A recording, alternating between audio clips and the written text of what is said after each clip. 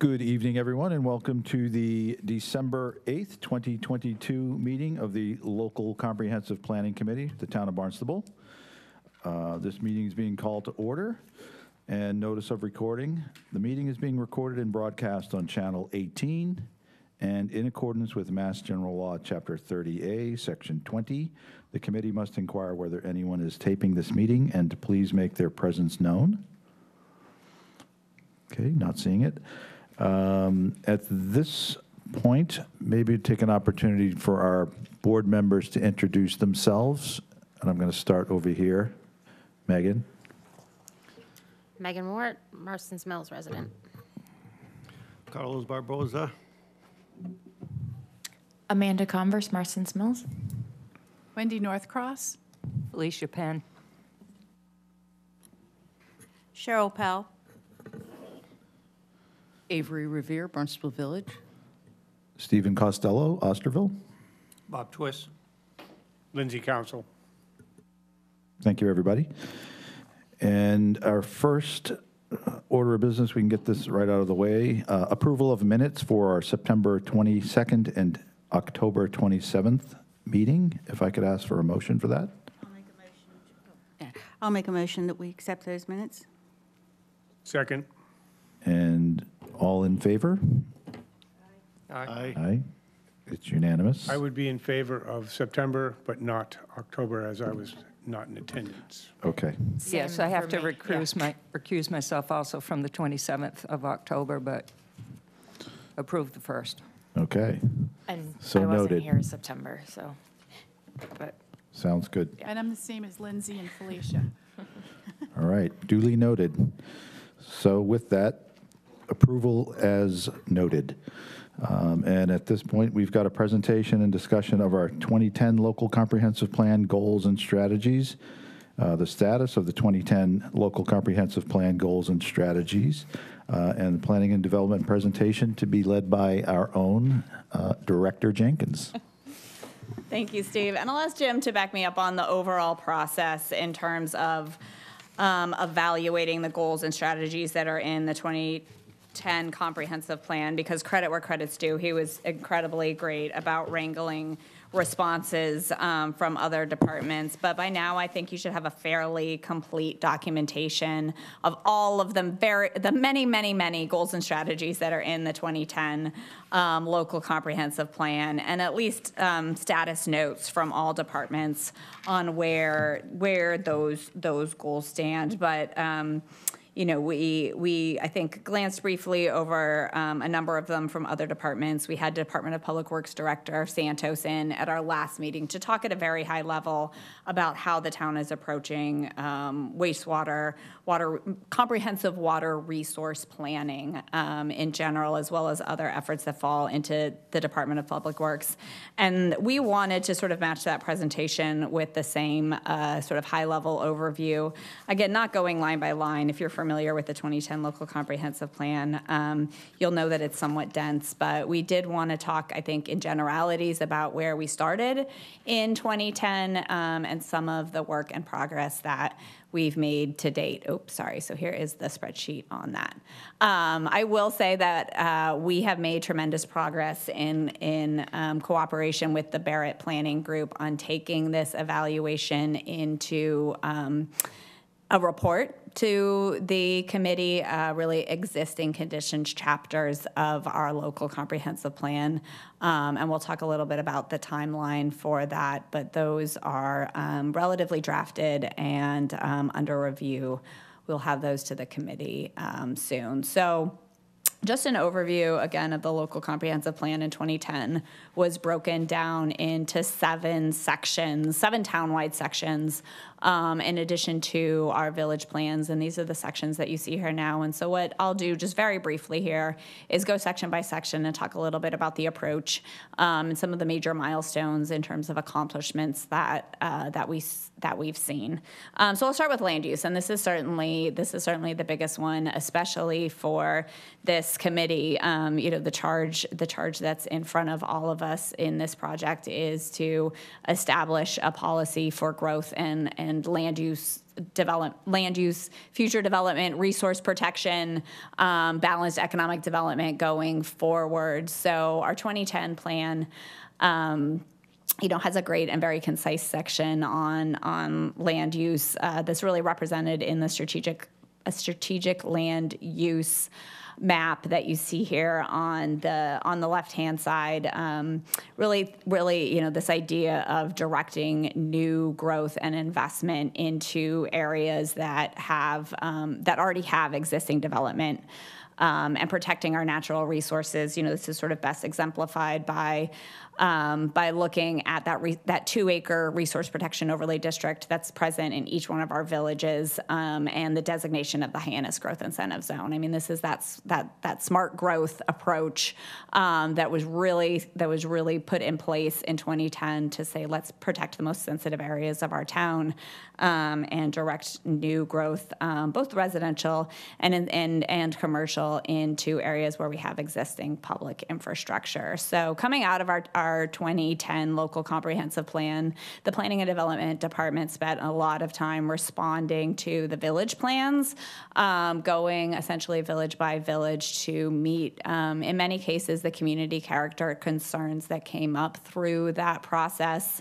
Barnstable Village in 2010, Marston's Mills in 2010, West Barnstable in 2011, and then most recently, we've spent several years working on recodifying the zoning districts within the downtown Hyannis Growth Incentive Zone, and that still remains pending. Also sort of happening concurrently with the local comprehensive plan adoption was the adoption of the Centerville Village DCPC in 2009. And these districts, they were approached differently by each village. In some cases, the district boundaries were changed. In many cases, you saw which were very forward-thinking formula business and corporate branding provisions put into a number of these districts to essentially make sure they keep their small New England feel. And then the Craigville Beach DCPC was adopted in 2011. The Craigville Beach area is one of the most sensitive and vulnerable, and was really experiencing pressures from development during that time. So it was in cooperation with that civic association that DCPC process began, and ultimately the implementing regulations, were adopted through a process involving the county. But you do see in that Craigville Beach district a lot of provisions that are reflected in the goals and strategies in the local comprehensive plan about restricting development in flood zones and velocity zones, appropriate for, again, some of our most vulnerable areas in our community. On the Hyannis side, in terms of thinking about Hyannis as the regional commercial center, there are a number of again, strategies and actions in the plan that talk about incentivizing development where you want to see development. There were a number of activities undertaken in cooperation with the Cape Cod Commission. There was an effort in 2018 to reauthorize that growth incentive zone. There was an initial decision that had to be addressed, and so there was essentially a wholesale rethinking to our approach to downtown revitalization planning when we reauthorized that growth incentive zone in 2018. And further north in the regional commercial center, and this was a couple of years earlier, I don't have the date on the slide, but it was around the same time. It was around the same time frame where we worked with the commission to. The growth incentive zone is sort of one benefit that's provided by the commission. Chapter H is another chapter in the Commission Act that commission regulations that provide these benefits. We raised the DRI thresholds in those blue and red areas in the regional commercial center that you can see there to 20,000 square feet, and for certain uses in our industrial areas, 40,000 square feet to streamline Cape Cod Commission, to streamline permit review in those areas to act as an economic development incentive. The natural resources section, again, I talked a little bit about the Resource Protection Overlay District, and in conjunction with some of the great work that Lindsay Council does over at the CPC, this sort of the limits on growth within that district and the continued acquisition of open space in some of those sensitive areas really, again, represent the tools that have been used in order to protect natural resources in that area. And again, further looking at how we reinforce the growth incentive zone as the area where we are primarily designated for growth, and mentioned again that rezoning proposal. Also, so as you'll notice, the list of areas, the list of issue areas in our current local comprehensive plan does not really include one on coastal resiliency or climate mitigation, but the planning department has done a tremendous amount of work in these areas over the past 10 years. Our most recent success, and we've updated this twice since 2010, but was our update to our hazard mitigation plan, really looking at what natural hazards the town is susceptible to and how we can look ahead and plan both from a land use perspective, a regulatory perspective, and as well as an infrastructure perspective to help take actions to mitigate the impacts of those hazards looking forward. So there's a great body of work on that that's, again, been updated a couple of times since our last LCP. We participated in the state's municipal vulnerability preparedness program in 29, similar to hazard mitigation, but really focusing on climate resiliency, so a great action plan that goes along with that. Our flood zones changed in 2014, so we spent a lot of time on that process and understanding what that meant, amending the flood zone regulations twice since 2014, once when the new maps came out, and most recently in response to some of the new requirements under the National Flood Insurance Program. So really looking to respond to the regulatory requirements for floodplains in our community. We also produced a floodplain management report in 2016 that looked at proactive ways that we could continue to mitigate flooding in our community.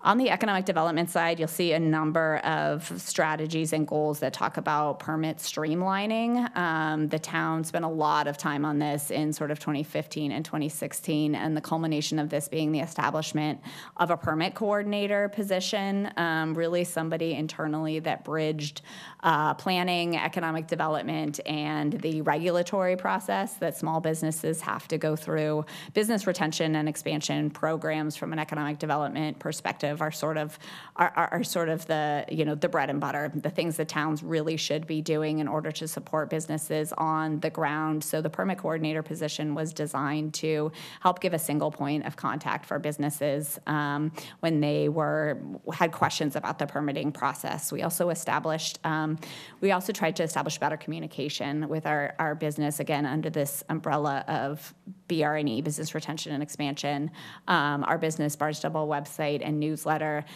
both to serve existing businesses in our community, but also to help market and attract Barnstable as a fantastic place to do business. So we've had great success with those tools.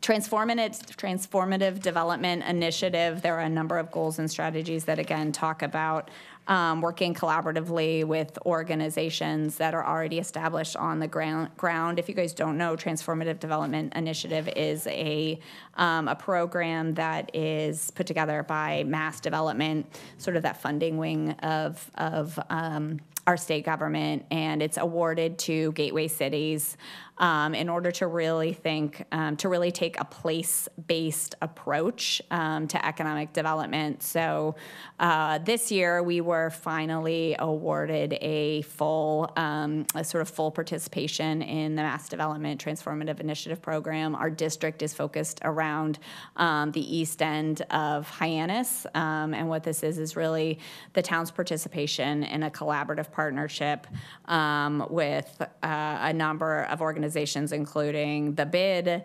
arts and cultural organizations, private landowners, the Cape Cod Commission, the Cape Cod RTA really are working together to think about what resources we can bring to the table to see additional investment and revitalization in this area. Also, you'll see, again, strong support for creative economy and arts and culture.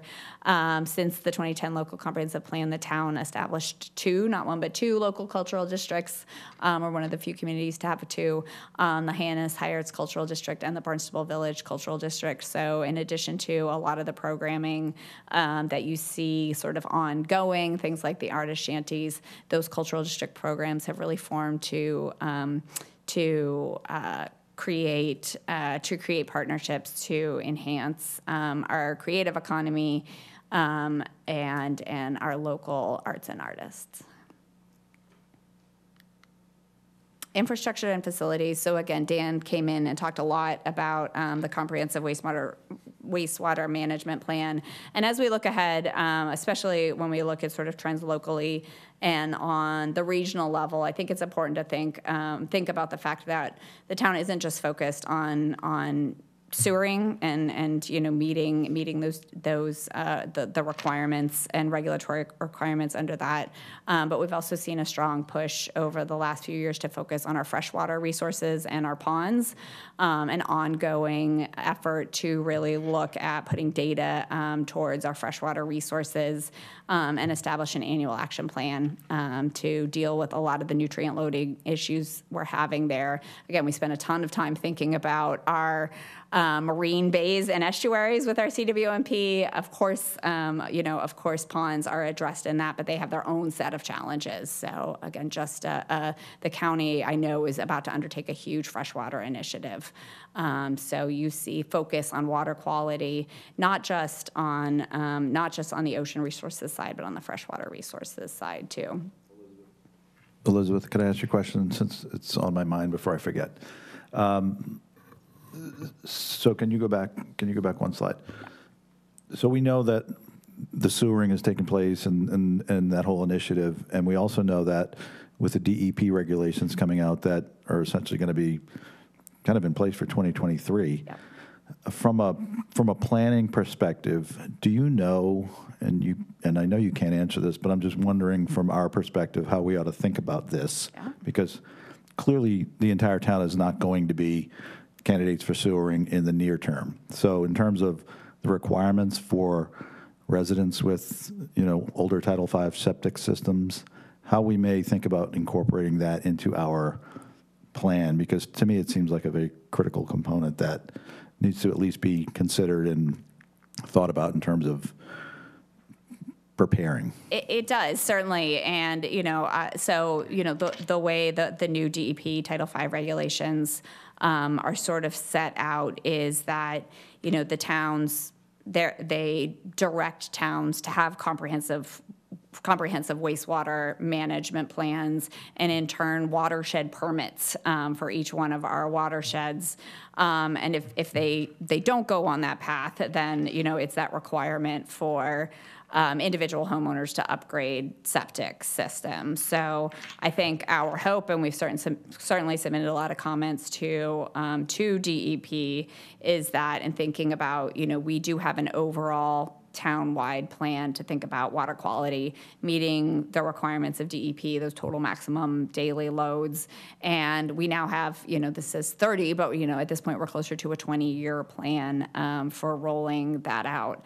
I mean, so I think that's incredibly relevant for this committee to continue to pay attention to, number one, because we're going to have to go through these watershed permit processes, not something that we've done, but it's also an organization, I don't even have a watershed slide, but also sort of an organization of, potential planning and regulation that we haven't been as focused on. We've been sort of more focused on this, west, east, village by village, but now we're really going to have to start thinking watershed by watershed, and what the implications of that that are from a homeowner perspective. If you're on one side of the line or the other side of the line, what's the relevance of that for you as a homeowner going forward? But I mean, overall, we hope that Barnstable's in a good place with these new regulations because of the tremendous work that the town has done over the past 5 years to put this CWMP in place and have this approved CWMP. I mean, certainly it does open up the conversation that, a lot of our growth policy points to building in areas where there are adequate public infrastructure, and that's always meant sewers. Title V has always been the sort of de facto control on growth. So, now our adequate public infrastructure map, instead of looking like what's here in the Hyannis Growth Incentive Zone, it looks like it looks very shortly like what's here in pink. So really thinking about the regulations that we have in place to direct growth where it is most appropriate and where we think, where we anticipate it might go, because I think the idea of where we anticipate might go may or may not change based on the implementation of the CWMP. And the other thing I did just want to point out when we talked about this, because I do think it's something the planning and DPW have had a really collaborative and successful approach on over the last, I would say, 5 to 7 years, are thinking about this idea of adequate public facilities in our growth incentive zone, continuing to maintain and upgrade capacity in the GIZ to accept new growth is something that takes investment and something that we have to be continually vigilant on. And I think that we've made huge strides over the past 5 years in taking care to say that we have continued adequate public infrastructure in the growth incentive zone, not just from the wastewater perspective, but we'll talk a little bit about some of these other opportunities next. But that's part of what the growth incentive zone is. It's not just about encouraging growth; it's about encouraging growth in context of, again, adequate infrastructure and good planning. So again, do you have any other Title V questions? We could talk about Title V, but so there are a number of actions and strategies in the 2010 plan that really, I think when you look at them, step back and look at them broadly, really think about coordinating our access to our major transportation nodes downtown, our airport, our regional public transportation facility, our ferries, and so on. So the town did a lot of work in the 2016, 2017 timeframe, thinking about parking in downtown Hyannis. We have I still hold this a fantastic parking study in 2017. We haven't done a lot of the implementation items in there, only because when we got to implementation, it sort of collided with COVID, and it was an inopportune time. But we've done a lot of work on Hyannis, on arranging and managing parking. And you'll see a lot of actions in there that recommend wayfinding. And, this was the #1 implementation item in our parking study, and again, referenced a number of times in our local comprehensive plan. Last as part of 2021 One Stop, we put together a wayfinding master plan, and we hope to see implementation, the first signs of that parking lot wayfinding downtown here, I would hope within the next 30 days. Also talks about promoting other modes of transportation. Very, very big for downtown and for the Cape was the reestablishment of the Cape Flyer in 2013. They're currently summer service, but great to be able to add that, who transport people and bicycles to the Cape during the summer as well. And other things coming forward that we're doing now that I think do also speak to a lot of the objectives is we are finally becoming a complete streets community, thanks to the hard work of the planning department and the Department of Public Works. And this is where I think you'll see a lot of those priorities relative to continuing work on the Cape Cod Rail Trail, which has moved forward over the past 10 years, and thinking about really where are the multimodal transportation priorities of our community, not just in terms of roadway safety improvement, but where do we need to add multimodal access? And I think out of this process, we'll be able to produce for this committee really a community-based prioritized list of multimodal transportation projects for the town of Barnstable. So we're incredibly excited about this effort. A number of them, those that rank highest on the list, are ones that are already on our list and prioritized, but figuring out those priorities from our community and being able to advance projects to shovel ready more quickly, I think will be some of the best outcomes of this. The other thing is there, again, relative to some of the parking and connectivity recommendations downtown, is we're really changing how we're thinking about a lot of this by just changing our perspective on how people get around downtown Hyannis as a whole. I hope you guys, I think a lot of you have been following what we're calling our Great Streets Downtown Hyannis project. But what we've sort of came to the conclusion of our last meeting, we kicked this off, I think, early November, here on Town Hall in an event with two incredible consulting firms, Jeff Speck and Stantec. And our Great Streets project has really turned into a two-way Main Street, South Street project. So the reversion of Hyannis Main Street and the reversion of South Street, Old Colony, Ocean Street from one-way streets, from two one-way pairs into each two-way streets. So we continue work on this effort. We're probably 4 or 5 months into this process, but I have to say that the reception that this got when it was proposed last time was overwhelmingly positive. So I think we're close to a date at the very end of January where we're going to have this group back for a community event and talk about how to move this forward. And I think this is very big in terms of achieving some of the recommendations you see in our LCP, as well as our Downtown Hyannis Growth Incentive Zone Strategic Plan, about improving walkability of downtown, improving access to downtown, and improving our sense of place downtown. So we're very excited about this project. Housing, so we can talk more about housing under the context of our housing production plan update, but this has been, and my slide is messed up, sorry. This has been a huge focus of the town, I would say over the last 4 to 5 years. You see the town really stepping up and using the resources that it has available to it as a municipality to be able to support affordable housing in our community, sort of starting with the Community Preservation Committee and then the Community Preservation Committee's commitment to really reactivate our Affordable Housing Growth and Development Trust Fund, which again is a streamlined way in order to develop both sort of gap funding incentives, as well as we hope now programs to help increase our supply of affordable housing, as well as to use the existing housing that we have to make it more affordable. So a notable investment by the town in affordable housing over the last several years. The conversation about housing and the housing crisis has really moved recently from the municipal level to the regional level. You're really starting to see cohesion around the agencies that are working on affordable housing, being municipalities, our CDCs such as HAC, and our county, around thinking about how to bring housing, about how to increase housing supply and how to use our dollars effectively to make our supply more affordable. So there's been recent talk about starting up a regional housing service office, which is something that this office has advocated for a long time, to make that path to creating affordable units easier.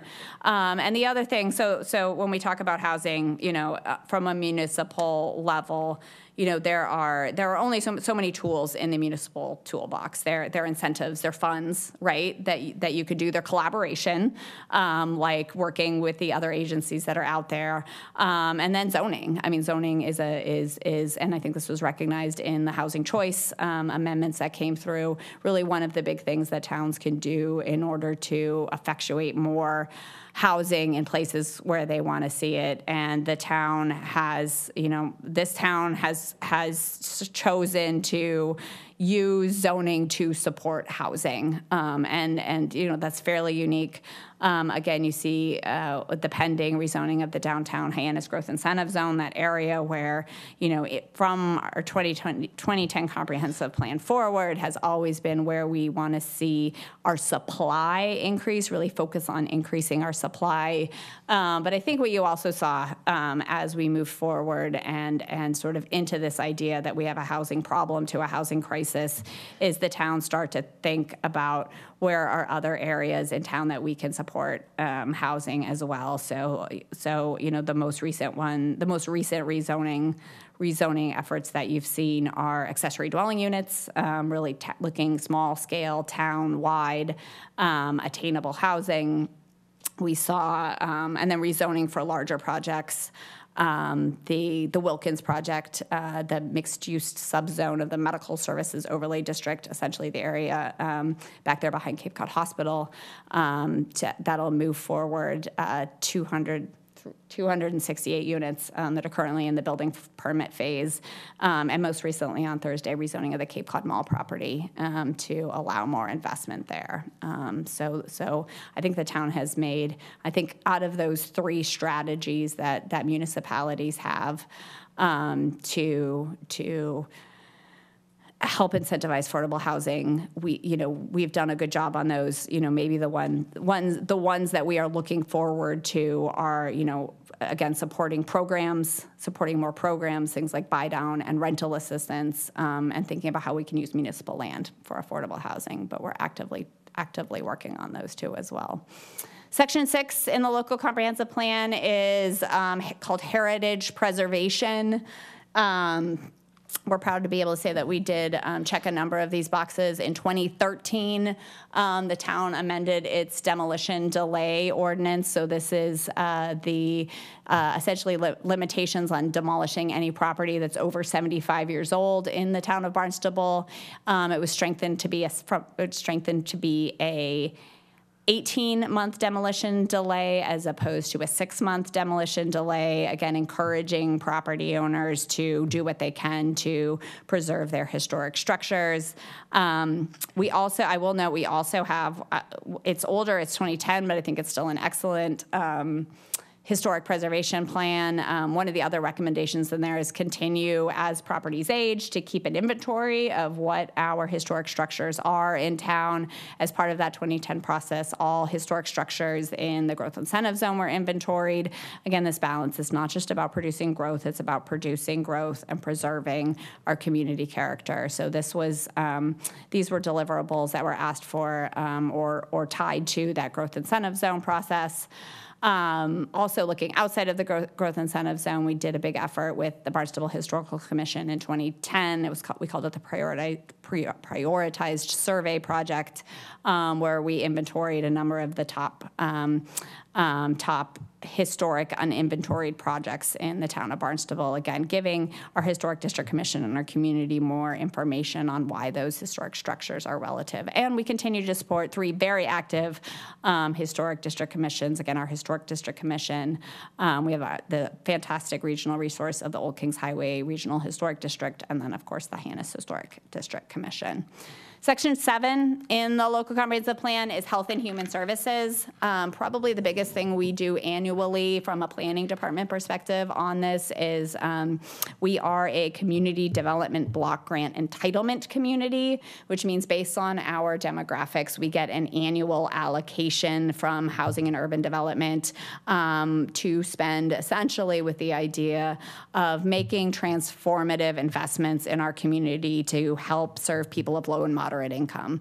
So we get about $300,000 a year in CDBG funding that is administered by the Planning and Development Department, and we use this each year for funding a variety of programs. We have great partnerships with our police and our recreation department that help support CSOs and youth scholarships. We worked during COVID to do a fantastic project to support our local businesses with our business improvement district, providing COVID relief to local businesses.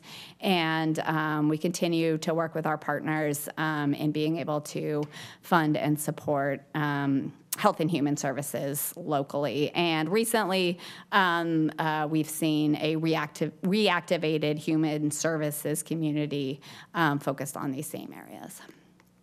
So it is a very general overview. Very hard to address all of the moving pieces we have in the town of Barnstable, but we tried to pull out what we thought were the I think most reoccurring priorities in this spreadsheet and talk a little bit about where we've been and where we're going in terms of approaching and addressing some of these.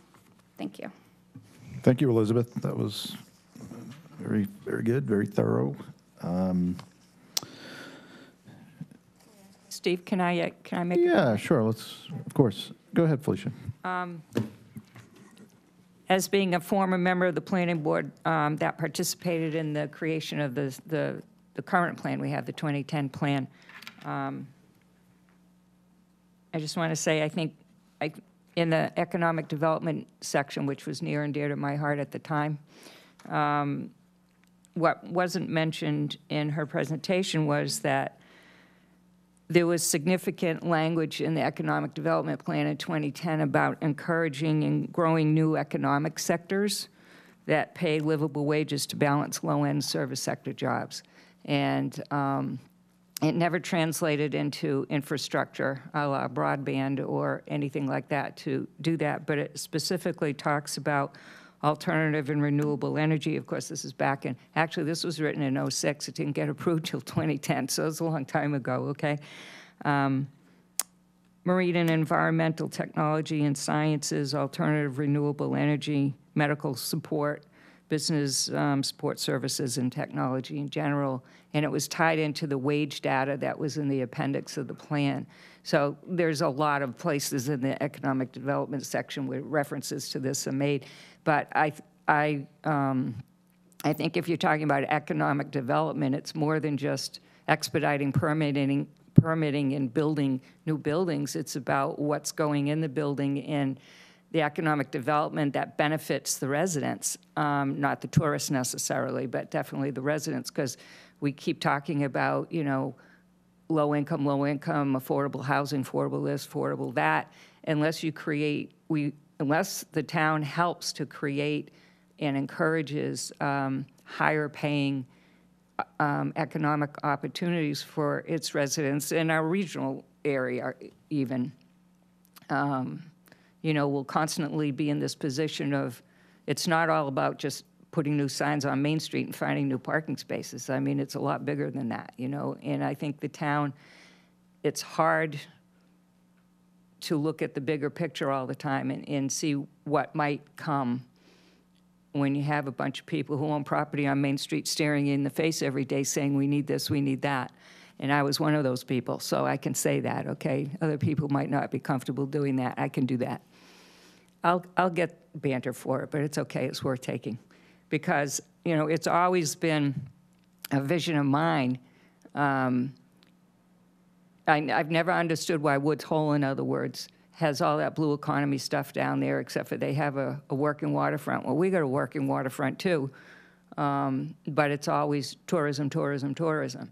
And it doesn't, we never seem to be able to find those connections out there and partner with the right higher ed institutions or technology or scientific institutions to encourage people who might not want to drive to Woods Hole every day, because that's like a lobster trap. Once you get in, you can't get out, you know. Coming from this direction, you might as well go to Portland. I don't know. Anyway, so I've said enough about that. I think you get the idea, but I just want to make sure that everybody knows that, to me, that's the whole point of economic development, is to benefit your community so people can make a living wage and be better off. So I'm throwing that out there. Thank you, Felicia. Yes, Cheryl? Sure, I'm on here. Great presentation, thank you. Can I ask you just to say a little bit more? You mentioned a proposal to put together a housing service office. Would you mind elaborating on that a little bit, please? Because that sounds very interesting. Sure. So again, this is not necessarily something that the town is doing independently, but the idea of a regional housing service office is that there are investments that both municipalities and developers need to make in creating affordable units, and that there are costs associated with those investments. So whether it's the planning that goes around creating housing, whether it's meeting the affirmative fair housing requirements that every unit that has public funds associated with it must meet, or whether it's the associated and ongoing monitoring of affordable units. Those are all obligations of creating deed-restricted affordable units. And Barnstable, when you think regionally across the Cape, we're very fortunate in that we have resources. We have a housing coordinator. We have multiple planners on staff who are able to help guide applicants through those processes. We have partners like BHA who help us, and Housing Assistance Corporation who help us with that monitoring. But the idea of a regional housing service office is to consolidate some of these needs because they're oftentimes uneven. You need the assistance with fair housing when you have units coming online, but that's not all the time. So the idea is to sort of for towns to work together to contribute resources, and also have the private sector contribute resources into sort of shared regional services that streamline the creation of affordable housing. Fantastic. Did I explain that right? Jim has worked directly with setting up regional housing service office, so I'll defer to him on more detailed questions. Thank you. It's, I can't read without my glasses, even my own handwriting. So to consolidate some of these needs, with the investments and that bringing in, not just for building it, but would it also be to work with, I know there's a housing assistance program at, HAC and all that, but it would also be to help with some of the people who need housing to coordinate the various services, or just with regard to the building? No, so I would say less on the side of building. I mean, it certainly might be technical assistance to municipalities around, say, zoning issues or 40B issues. But that's an important component. It's also sort of a consolidation of what affordable housing is available to residents regionally. So when you do a marketing plan that says, hey, we have these new units, the ability to access that marketing plan from the public perspective and those in need has a broader reach. Thank you very much for clarifying that. Yeah. Anybody else? Any other questions before we move on? I had one. Go ahead, Megan. So I'm not sure if this is addressed, but we have units coming online that are range from $1,700 for a studio, and that's not affordable, that's just market. And then at one of the recent housing committee meetings, we went over HUD rates for affordable housing, especially for a two-bedroom. I think it was $2,200 plus, and that's for those that qualify for affordable. So is there some kind of resource possibly within a regional housing service that would establish what is market rate and what is affordable within the town of Barnstable? Because there's some overlap there, and that can get pretty frustrating. Yeah, so it's a little bit out of my wheelhouse, but probably not. I mean, those income limits, which you're absolutely right, like what's affordable in Barnstable jumped 30% last year. But those numbers come from the federal government. They don't as much come from local sources, and there's a lot of details in those calculations. I mean, I'm not sure what the response to that is. I think it's better understanding what those needs are and thinking about affordability at those lower percentages, thinking about increasing supply of affordable and attainable housing in the town of Barnstable. Yeah, it's tough. Yeah. Yes, Lindsay, go ahead.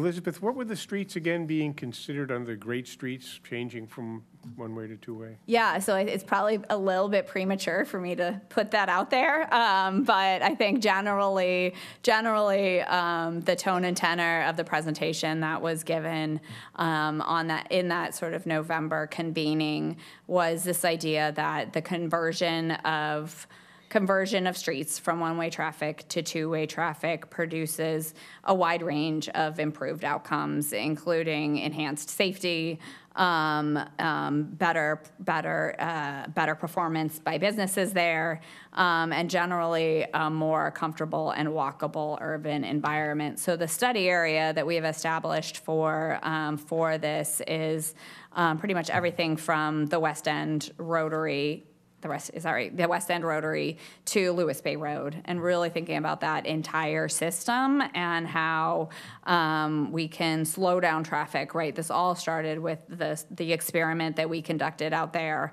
And the biggest takeaway of which was that everybody felt like once we slowed that traffic down, it really brought the street to life. You didn't feel cars competing with people anymore. It gave that balance back. So without taking away half our capacity, which is essentially what we did on Hyannis Main Street, how can we achieve those similar outcomes? And we'll have, again, a second community presentation on the recommendations of that. We're thinking end of January. January 25th is our tentative date, but we'll follow up on that. Thank you. So specifically, it would be South Street and Main Street. But yeah, South Street, Main Street, Old Colony, and Ocean are the one-way streets currently. It's my understanding, correct me if I'm wrong, please, that what part of that proposal was also to remove the street lights and exchange those for stop signs.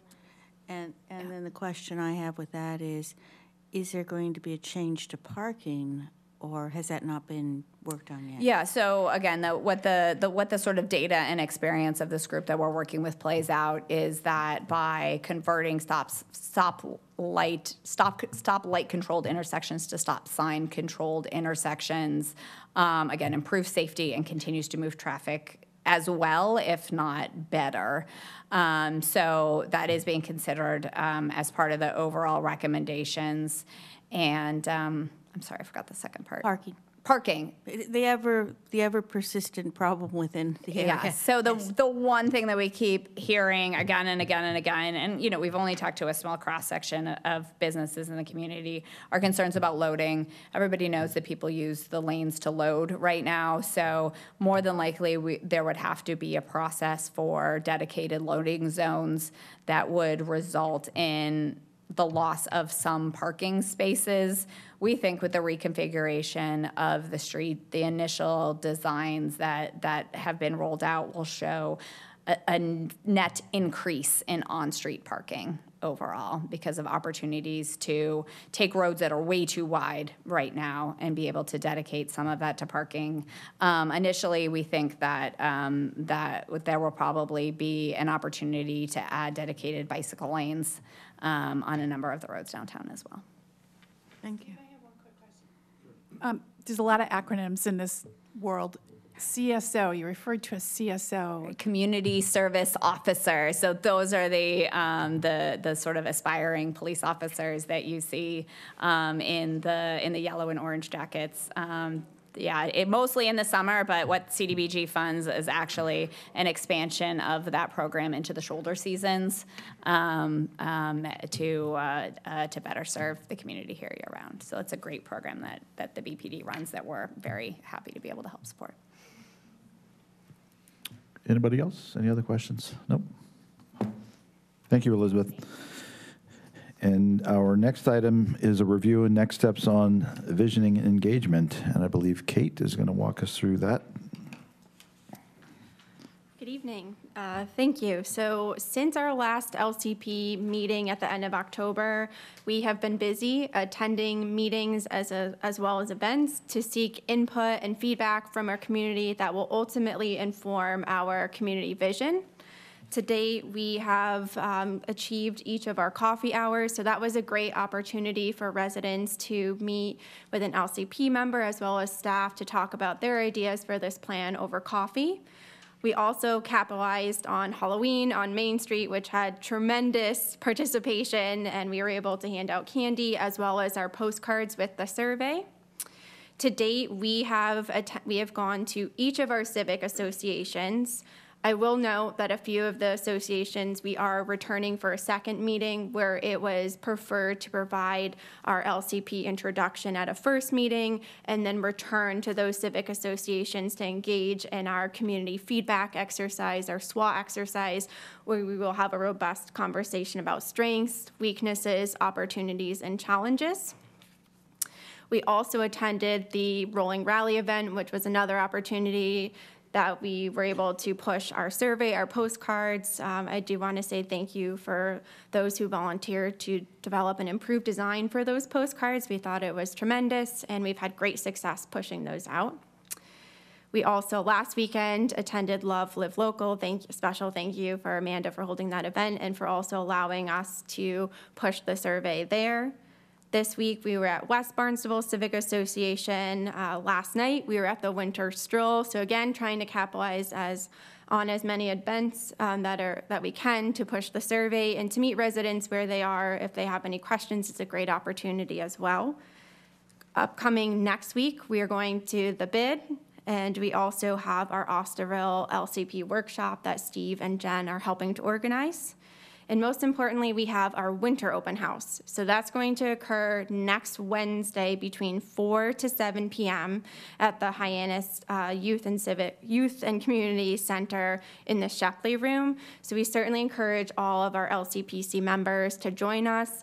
As mentioned, it's an open house. We want to have a casual environment where community members can stop by. We'll have interactive activities where we can get some feedback on large topics like housing, jobs, open space, transportation, and it'll be a great opportunity for residents to talk with staff as well as local comprehensive plan members about their ideas and any questions that they have for this overall process. So that's a great opportunity that we have coming up.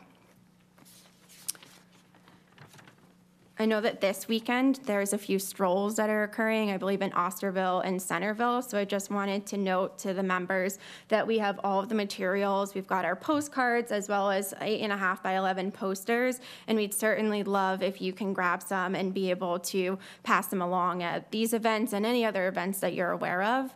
And certainly, please, I know we send the email weekly with the list of events. Please don't hesitate. We want to hear as many events that you're familiar with where we can attend. And if you're able to grab the postcards and flyers and push them, we really appreciate all of your support with that. And certainly thank you to everyone who's attended meetings and events to date. We appreciate your support.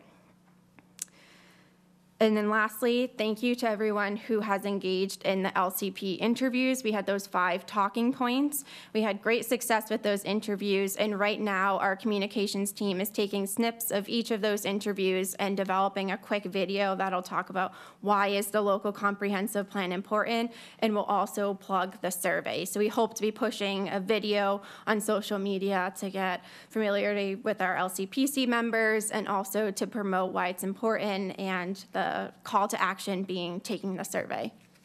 So that's events to date. Again, all of those taking the feedback and insight, which will ultimately inform our vision as we work to formulate our vision statement.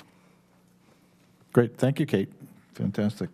And I believe Kyle or Elizabeth is going to discuss some. Not Elizabeth, but I'm Okay. just going to take 1 second to introduce you all to Kyle Pedicini. He joined our team about a little over a month ago. I think he was at our last LCPC meeting, but we neglected to introduce you all. Kyle came to us from the town of Yarmouth, and he's our new community and economic development planner. So welcome, Kyle. Thank you, Elizabeth. Thank you. I'm also a Barnstable native, so I'll add that as well. So thank you, everybody. I'm here tonight to go over some of our survey results that we've gotten so far.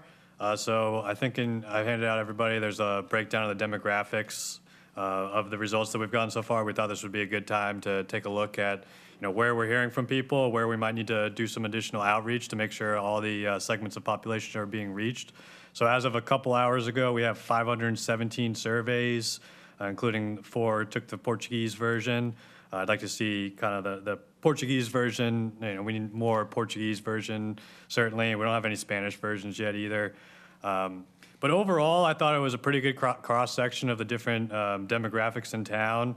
Note on the first page, you'll see age. So we only have 7 of the under 18 from the under 18 group.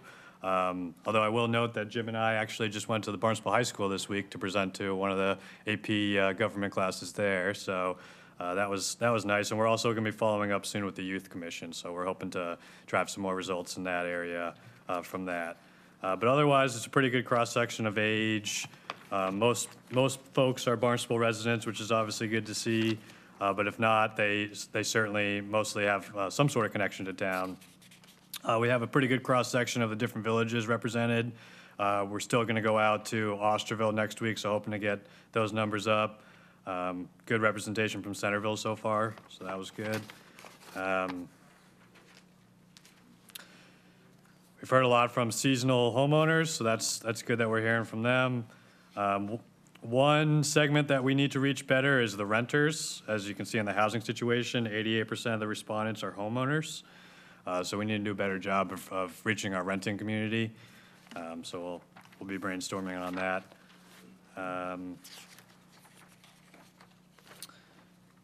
Yeah, and other than that, those are pretty much my takeaways, but I'm happy to answer any questions based on the handouts that are provided tonight. But certainly we want to at least double the amount of the survey responses that we've had. We're going to continue to push it through various modes of communication. And we hope you guys can help us out with some of the flyers and going to the community events and talking to the community and getting the word out. Thank you. Kyle, anybody? Yep, go ahead. How many Portuguese language surveys did you say? 4. 4.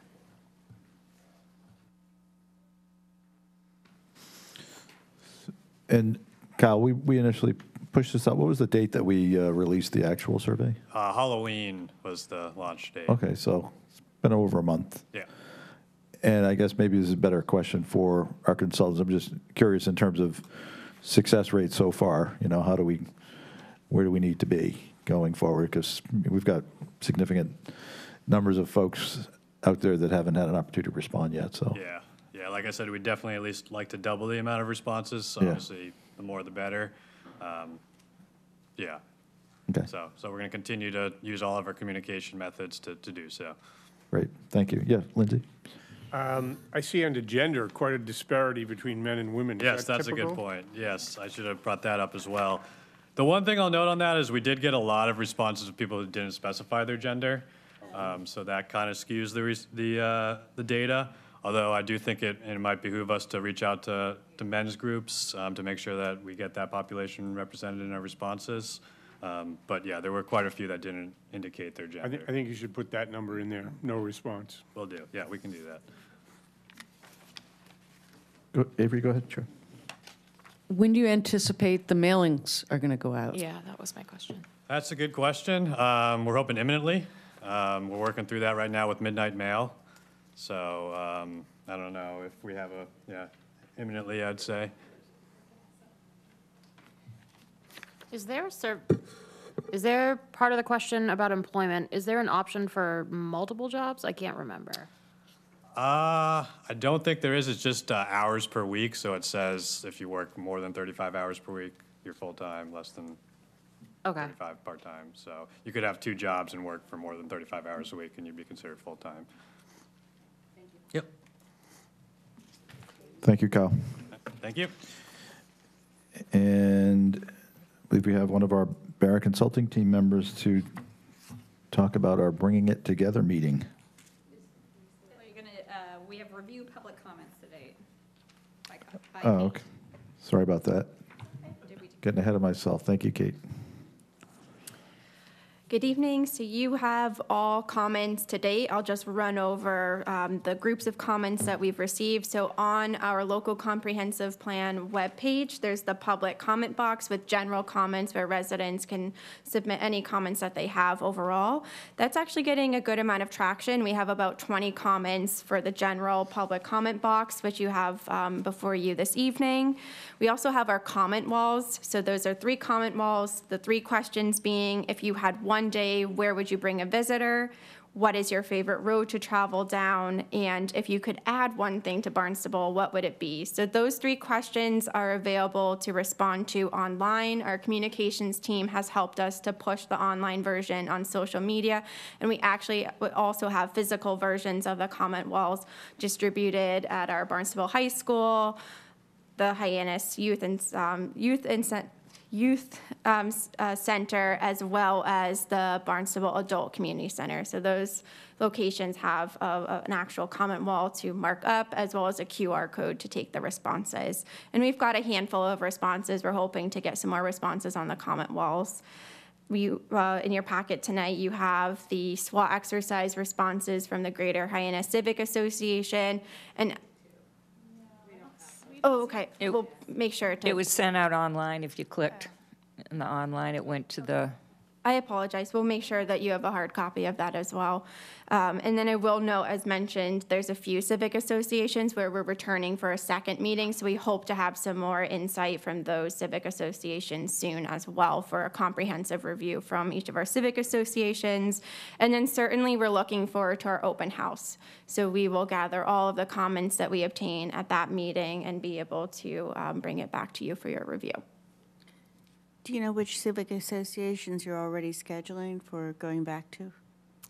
I know that we were just at West Barnstable and we did the LCP overall presentation and are returning to them. Marston's Mill, we're returning as well. And I think Centerville, we're returning. And some, it also depended on their agenda, whereas they had a lot of items, and so we broke it up with the presentation of the overall, and then we're returning for that SWAT exercise. So I think we have 3 of the strengths, opportunities, weaknesses, and challenges completed, and then the remaining 4 will return and make sure to provide all of the comments to the group. Thank you. Thank you, Kate. Steve, I have one comment. Comment wallet, BPD maybe? I mean, is there one at the police station? Or even the individual fire stations? A lot of people stop by there. I'm always surprised. Some people use community rooms for meetings, but besides that, a lot of people stop by there for information and all kinds of stuff. It's like unbelievable. So I don't know. Yeah, that's a great point. We'll definitely work on distributing them. Thank you. Thank you, Kate. Anybody else? Great, thanks. Thank you. And now, hi, good evening. I'm Jill Slankus with Barrett Planning Group. I'm just here to report on the Bringing It All Together meetings. Part of the consulting team is the firm of Dodson and Flinker, and they will be the ones leading the consensus building workshops, which we'll work with the community. There'll be outreach beforehand. Elizabeth will talk a little bit more about picking dates, finding some dates to hold those. And the goal is to develop a community vision on how to guide future growth and change in Barnstable. So it's a consensus building workshop. It will take place over the course of, we believe, 2 nights. And Dodson and Flinker are very good at doing this. But the key will be the outreach and getting the community to participate. Okay. Thank you. what do you envision as incentives to get people to show up? Yeah, I mean, so we've been going. Chick-fil-A, I mean, Food. pizza, Our something, right? theme on this All has those been, things? we are going to you, like, we are going to you. And now Okay. I think in turn, we are asking our community to come to us. I guess a great point in terms of what incentivizes Dodson people and to come. Flinker, that's a great point. They do think food helps Good. bring people. Yeah, yeah. It can be it can even be light, but particularly if you're having in the evening, if somebody's hustling from here to there, to know that or to be able to have food while they're there keeps energy up and focus, and Good. that's helpful. Great question. Okay, thank you. But we hope with the 2 nights, we know everybody here has conflicts. We know everybody out in the world has conflicts. We can give people multiple opportunities to come depending on time. So just so the group knows, I know consensus building on dates collectively in this forum hasn't worked so well, but in working with Jill and her team, February 6th, 7th, and 9th, which is a Monday, Tuesday, Thursday, February 13th, 14th, 16th. One of those 2 weeks, I think, is the date we would be targeting that. So we'll send you guys a follow-up email rather than trying to debate it now. Again, we understand that there's going to be conflicts on certain, 16 is town council. We understand there are going to be some conflicts, but the idea is to try to make this flexible and, again, give as many people an opportunity to come to these as possible. So, and I think that just sort of leaning into what all this work is culminating towards. Like, I think we've all been very good at trying to get there and reach out to the community. I mean, we've sort of put a soft date on, wrapping this outreach up around Martin Luther King Day. So we have adequate time for our consultant team to be able to prepare those events for you guys to be able to look over things like survey results and public civic association comments and public comments to really be able to take those in. So when we get to the next phase of this process, which is working with our team to, again, develop out those vision statements, you guys all have that that input to hopefully streamline that process. So that's where we're headed in those directions. Elizabeth, what's the location of that, please? Are they all the same location, or do we know where that's going to be held? Yeah, we haven't nailed that down. We're sort of thinking our hope is the Barnstable Adult Community Center, centrally located and very accessible, and they have a really big space. We sort of picture this as an event they'll need some room to spread out in terms of various interactive activities and mapping, things like that. So that's the area we're targeting.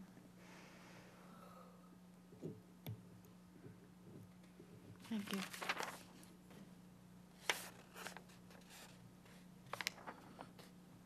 I think you're up next on.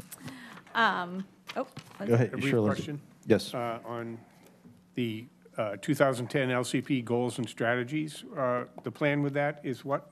And are we expected to respond to this or review it? There's some things in here that obviously didn't get completed, but there are some very important ones that we're going to need.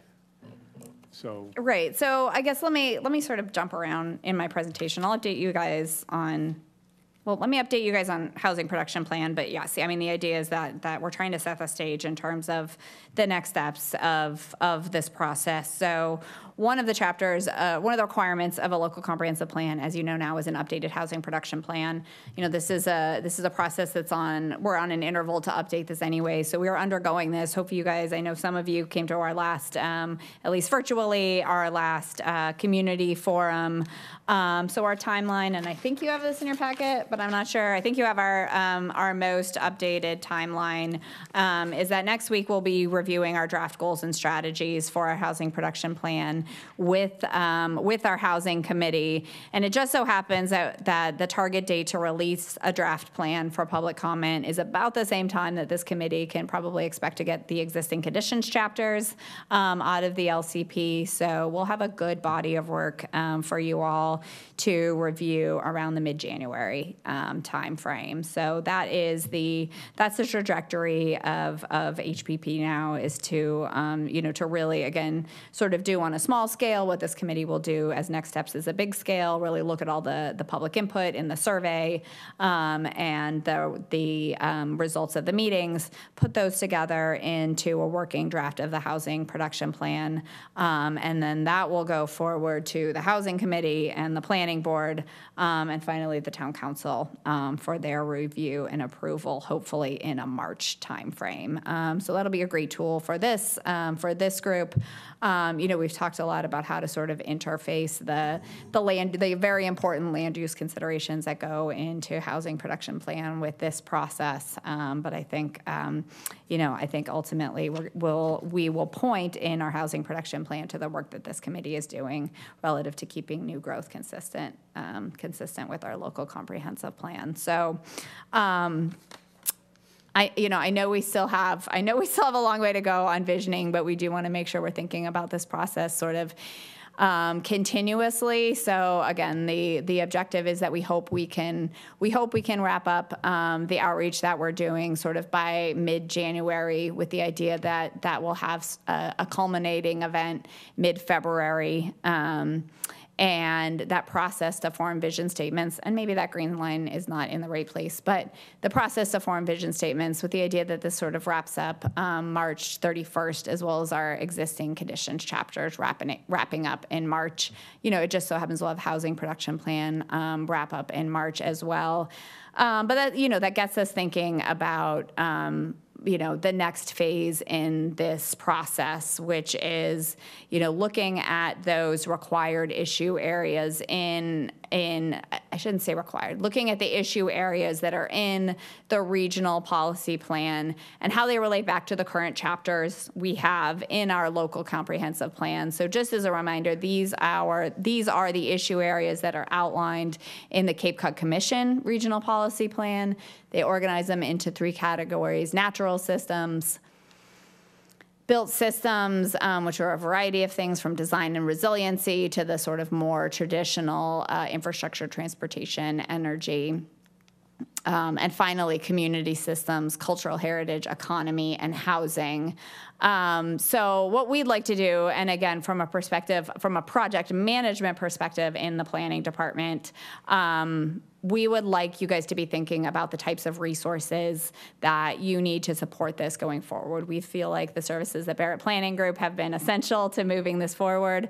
They're contracted only through phase 1 of this project, and this project and those services are only funded through phase 1. So if we are going to go back and get this committee and get our staff assistance in phase 2, that is an ask that we'll have to make of our town council. We did this initial request through an out-of-budget supplemental appropriation, but we've started drafting phase 2 scope. We were sort of tempted to give you those drafts now, but we thought, maybe best to start thinking about, again, generally how you see approaching this process going forward. So we sort of went through the chapters a little bit tonight and what's in there.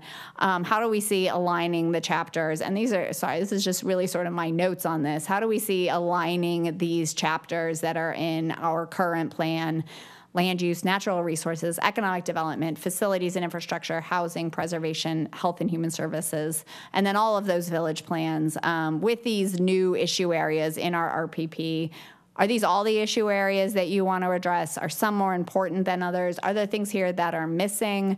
How do we deal with climate resiliency, which is really not sort of addressed in an organized way in our plan overall?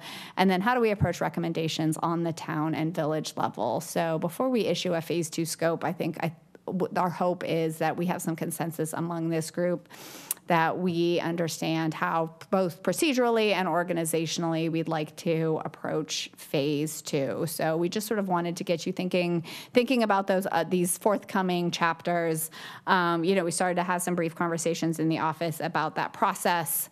Jim has done this successfully in the past by sort of going through each one of these areas and dedicating, say, a month to natural resources, a month to economic development.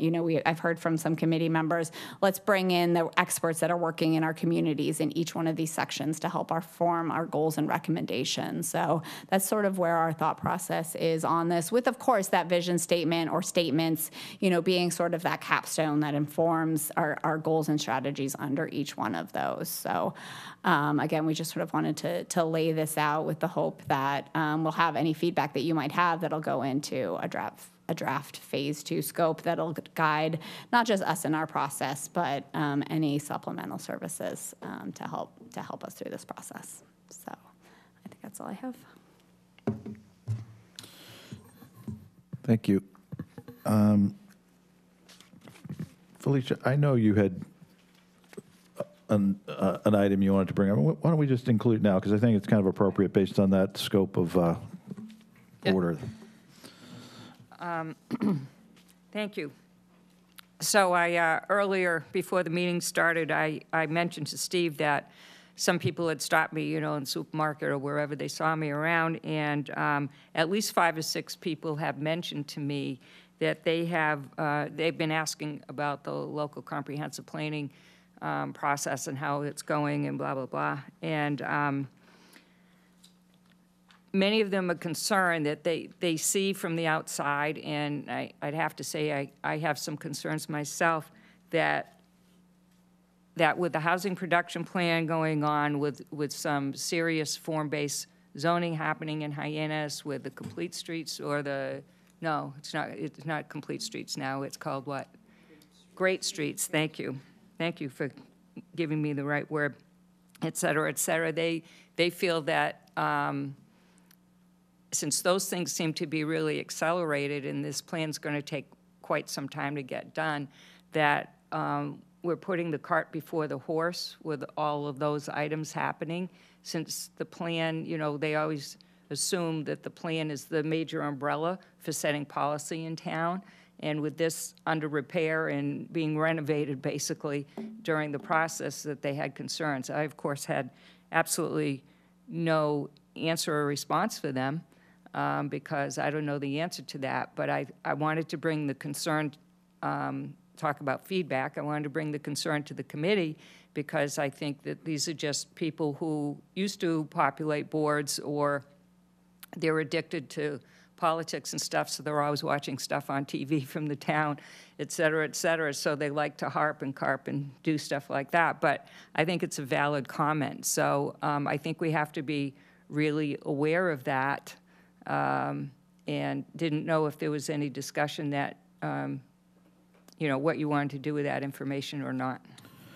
No, I think it's... Wanted to bring it to the floor. Yeah, no, I think it's clearly helpful, and I know that in our scope, we're working on a plan that incorporates all those critical components. So clearly, those things are happening in conjunction with sort of what we're doing. But with that said, it seems to me, our ultimate time frame is going to be 24, 36 months almost until we actually have kind of a final document. But my assumption is that we're not going to be producing something that is, I think, ready for public discussion or acceptance, for that matter, for quite some time. So I think some of the things that are going on are going to be incorporated. With that said, I don't think it's necessarily going to be anyone here on the committee's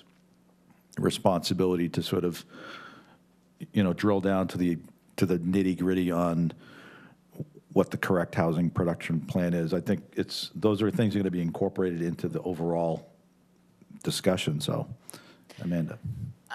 It was my impression that the studies that are going on or that are in process were an extension or part of the 2010 plan, and so that they were kind of that was laid out in that plan, and then so that was the impression that I was under. And just in thinking of it, we can't really have planning and development stop all they're doing in order to focus all the attention on this. And so I think, this has to be a little bit fluid.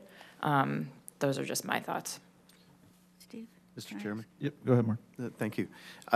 Also, if I could add to that, that I think when we get questions about things like form-based code, it's obviously top of mind. The great streets. I think these are more of an immediate need. For instance, with form-based code, there are many, many projects in the planning stages. It can take up to a year, even for a small project. And these are really just additions to assist developers or people that want to create additional housing.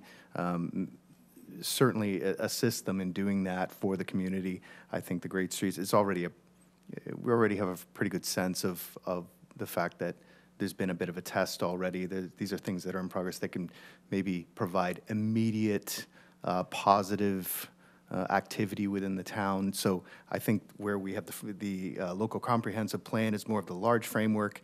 These are just smaller bits that really do have to, there is an immediate need, and they just get incorporated into the plan eventually. But I can understand how people would think there's a lot going on. There is, it's absolutely.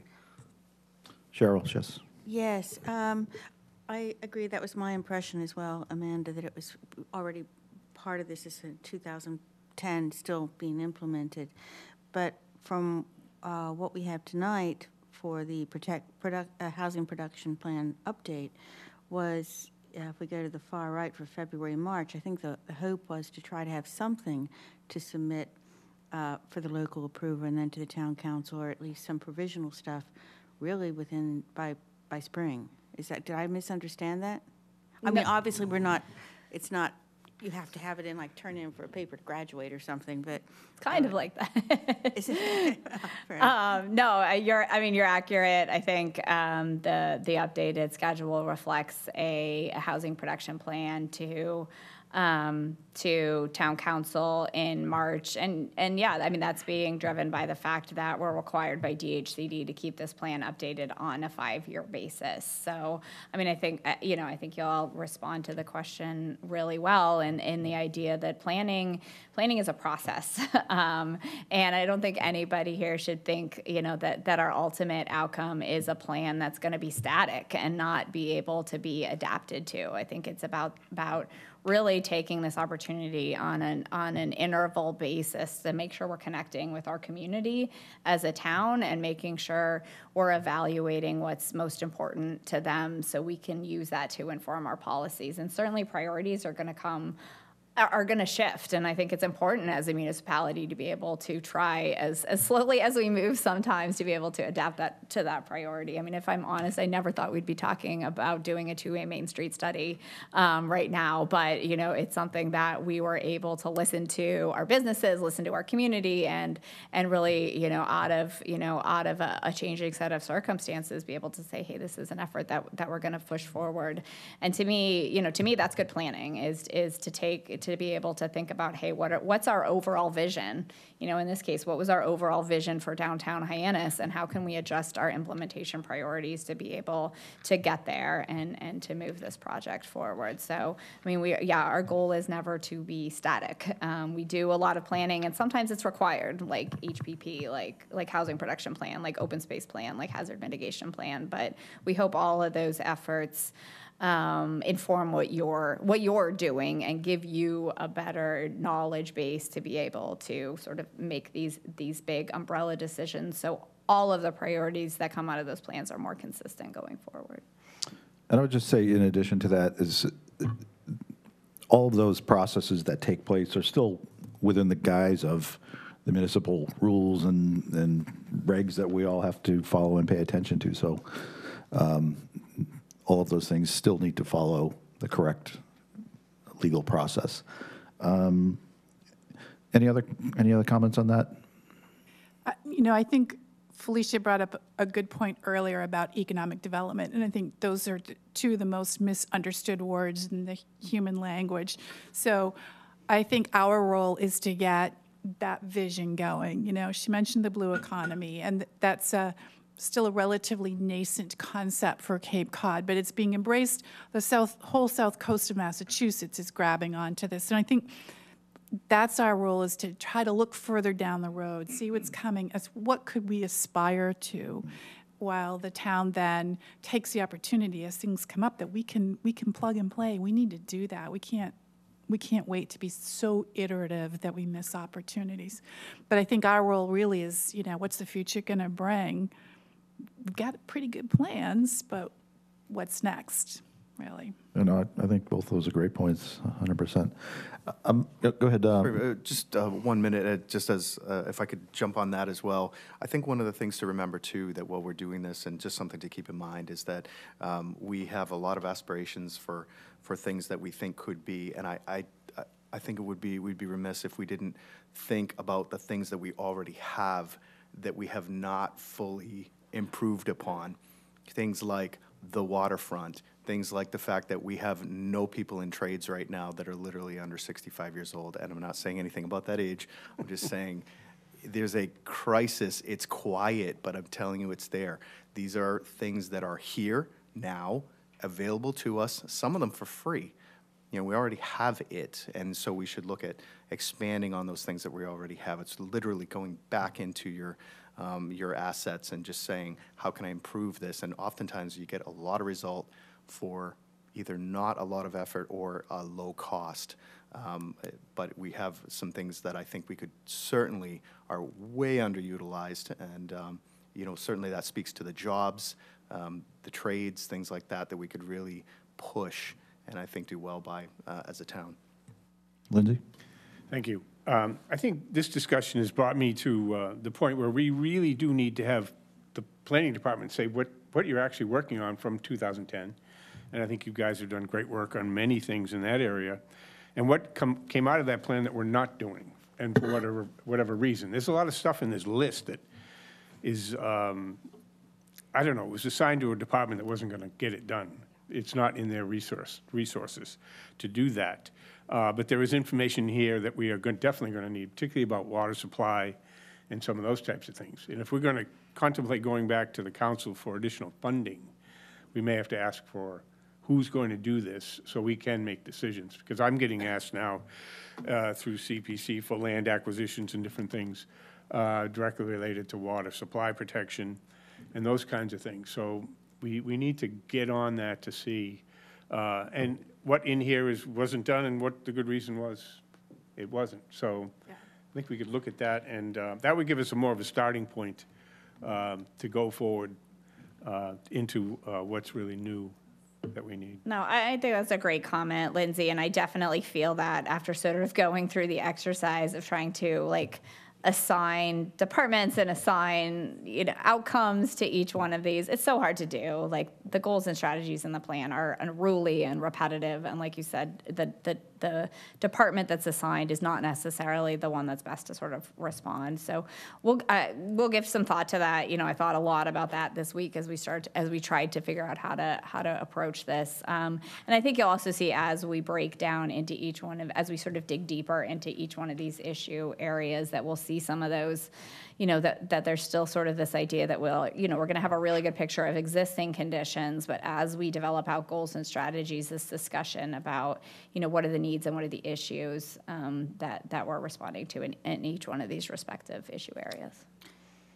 If I may, and I think that outline that you did on this plan is really very important.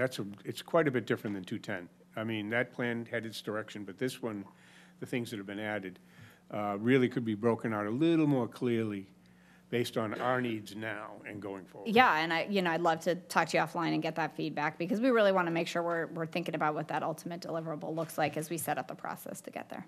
The huge amount of water things that were in here that were going to be done, it's amazing. So anyway. Elizabeth, can I just clarify, because I think the last two comments about the additional things that came in and the additional things that we hadn't considered, including the over 65 workforce and all that stuff.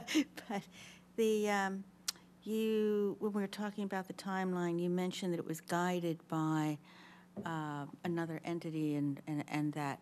Is that meaning there's a deadline, or is it just a guideline? No, we don't have a timeline under some of these other plans, like housing production plan. They have a date and then essentially an expiration date, or a date when you're required to update them.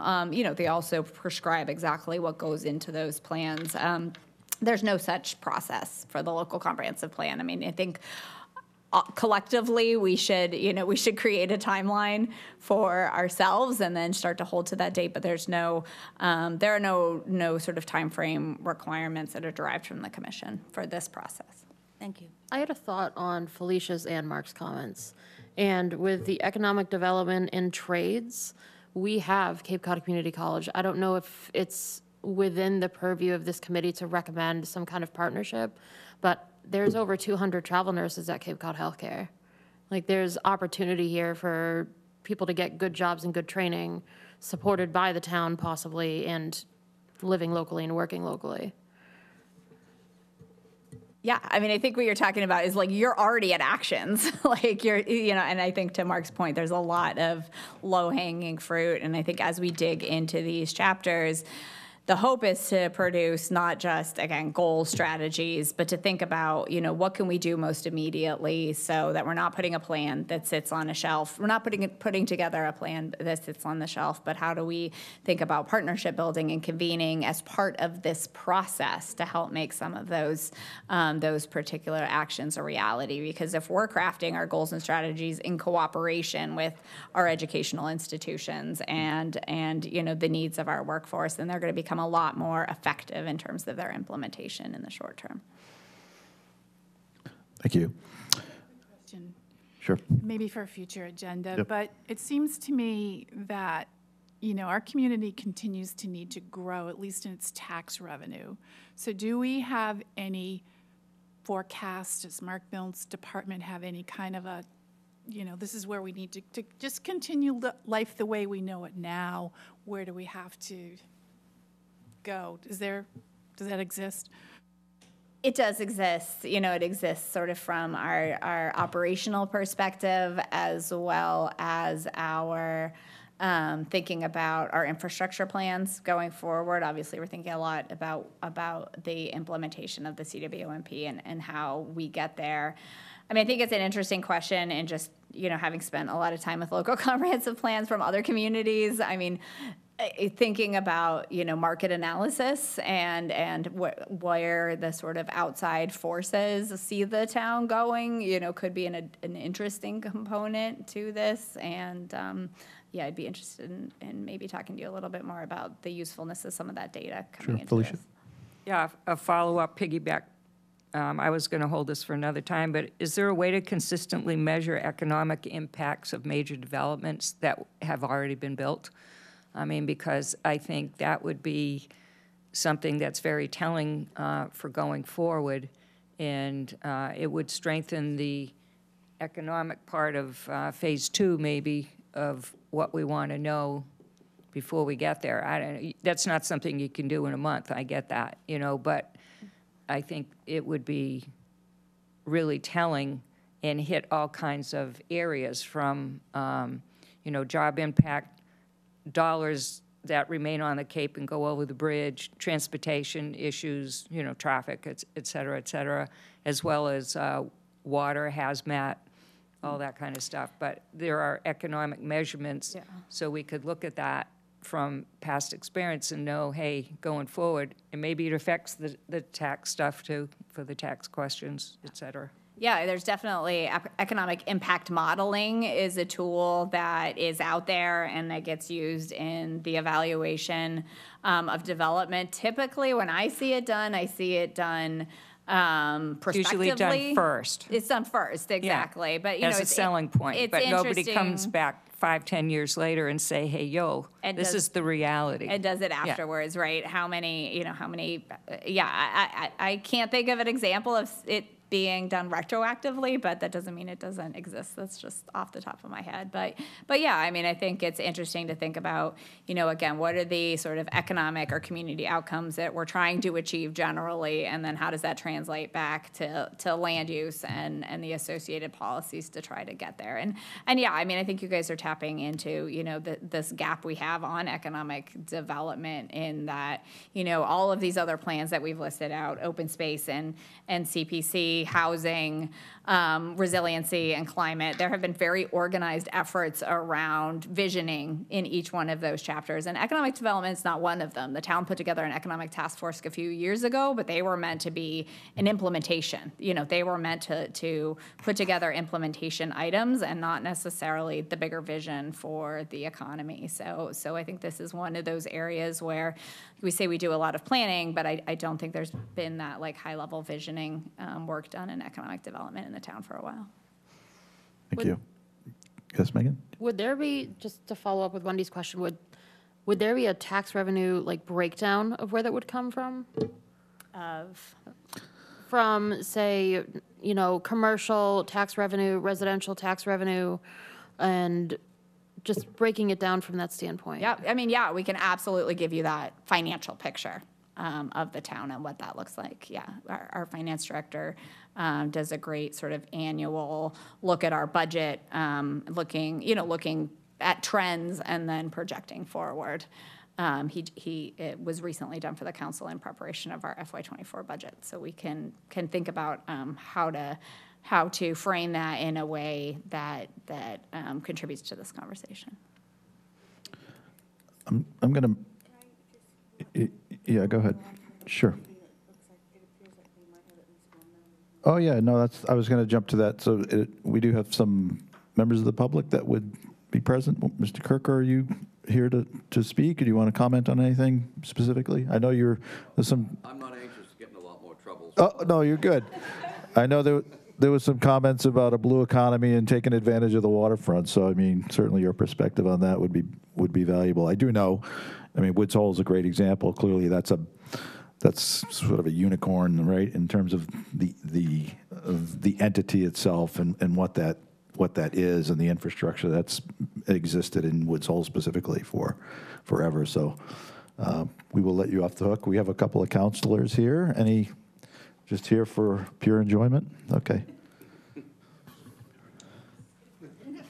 Thank you very much for your service, and thanks for this opportunity. I'm just curious, are those handouts that you are looking at, are they available online for the public? Yeah, okay, thank you. And suggestion, perhaps going to the libraries, unless you're already there. And if you're looking for a date for the public to meet, maybe February 14th isn't a good date.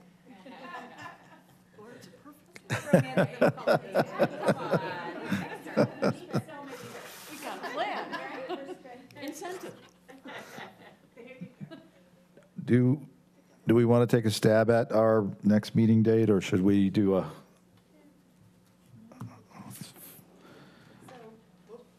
you want to frame next meeting? Sure. If you had some thoughts. Uh, um, All right, Jim's going to frame. Okay, I get the end the meeting here. Hi, you. guys.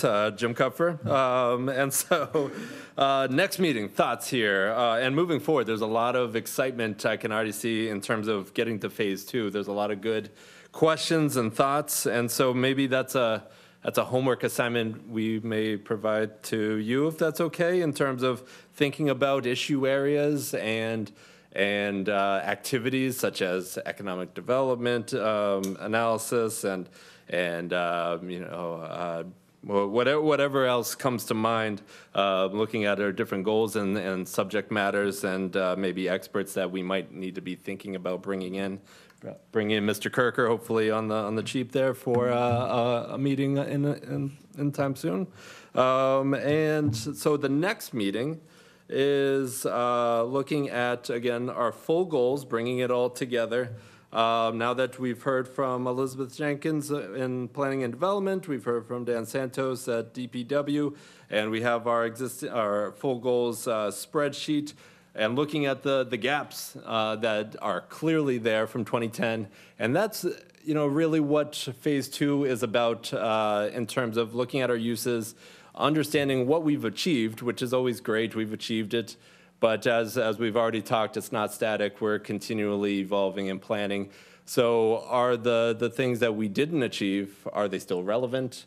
And if not, we need to think about that and understand that and move on from that into areas that are relevant. So having your full goals list with what we've achieved and having those areas in which we didn't achieve, it's good for you to understand for now. And so we will certainly have that holistic spreadsheet, hopefully for you by the next meeting. And that's really for you to carry forward into phase 2. Secondarily, our consulting team is working hard on existing conditions, and we should have that for you so that you can have essentially a sneak peek into the Bring It All Together meeting. Comments completed to date, as Kate outlined, as we as the committee and staff have been going out to all the various locations, and we want to provide you with a holistic report back. So again, this is for your consumption, your understanding as you're thinking through the visioning exercises and the visioning statement that really is the culmination of phase 1. We will provide those to you so you can begin to start thinking about that. And also we'll provide you with our 2010 vision statement for you to begin to start thinking about, what that next vision is, what the vision is for Barnstable in 2010, or in the next 10 years beyond here. And as I'm stealing your idea, Felicia, using that and rewriting that, redlining it, and saying, again, just like our goals, what's worked, and what hasn't worked, what are we getting rid of, and what we should be thinking about moving forward. So that's really our next step, is starting to etch out what we think the next vision of 10 years out, and hopefully with all the understanding of what we've done through phase 1 to date, and probably nailing down phase 2 in a little more detail at our next meeting. I'm happy to send out a doodle poll if that works better for everyone. For a date there, but we're hoping, I think, targeting early to mid-January so that we can have a good foundation for our Bring It Together meeting shortly after. I think that'd be helpful. I'm going to make a suggestion, maybe if people agree or not agree, but Lindsay had a good point, and Elizabeth's kind of list that showed last time and where we are currently out. If we could send that to everybody and maybe we spend time on our own just kind of prioritizing each of those, and we can compare notes and maybe look at that when we get together next time and then sort of agree where we want to start, what are those priorities and what we want to focus on, and if we miss something or if we want to subcategory something or break it down even further. So if you could send something along that maybe we'll return with that homework item to be able to have that discussion, that'd be helpful. Absolutely. How long would that take to get that out to us? I'll get right on that. I'm just wondering probably- if we're setting the next date. I'll certainly have it well in advance of the next meeting that we Okay. decide. Tonight, when you get home, it'll be waiting. Knowing his. Well, I know you could steal Elizabeth's notes. She had them up on the screen, so. Don't do it, Jim. Any other, Could we get a little more specific with the date?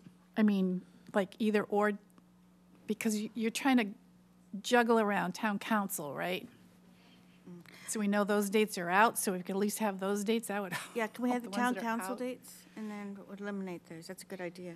Right, so there's a number of different meetings, town council, planning departments, busy during planning board. So we got 12 and 26.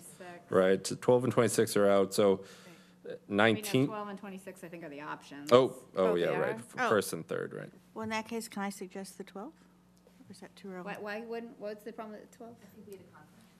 Well, you guys have a conflict. Wow, okay. What are the ones that are out again? The The 5th and the 19th is town council.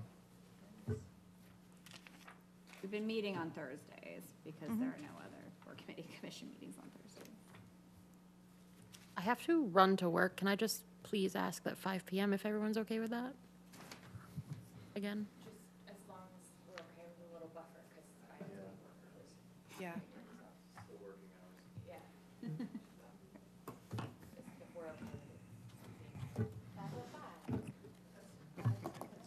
okay. Just bring cookies, So we'll be forgiven. sounds like the 26th, is that really what? It's late 26? January, yeah. Yeah, I mean, there's a lot, obviously, with the holidays and so on, it's going to Oh, there's a million reasons refocus us. why. The end of the month's probably better anyway. Yeah, I think at that point, like, we'll probably have a really good picture of what those bringing it together meetings look like in a couple of weeks. So you guys will have an opportunity to comment and make sure we're hitting the mark there. We'll probably have existing conditions reports for you guys to review by then, so we'll be able to talk a little bit about that. Plus, I think the exercise that you just talked about, so. Yeah. Okay. So can I put that on the table then, 26, 5 PM? Yeah. Does that be- sound good? Yeah? Sound good? Okay. Thank you. Any other matters anyone would like to bring up? Okay, great. Steve, Yeah, Carlos. I just want to apologize to Jim and Elizabeth because I made a mistake to set up that meeting at the Brazilian Grill with the district attorney and the sheriffs so the Brazilian people didn't show up. So Oh. I just want to apologize to both of you that day. So it was we expected a lot of people there, but No, don't apologize, that's all Carlos. right. We made some awesome connections that day, and we ended up connecting with a Brazilian radio station that agreed to help us push out our survey, and we did a Brazilian talk show on a Portuguese language talk show about what is the local comprehensive plan. So I think it was an awesome experience Great. and definitely paid returns. Awesome, good stuff. And could I have a motion to adjourn? I'll make the motion to adjourn. Second, all in favor? Aye. Aye. Motion, meeting is adjourned. Thank you, everyone.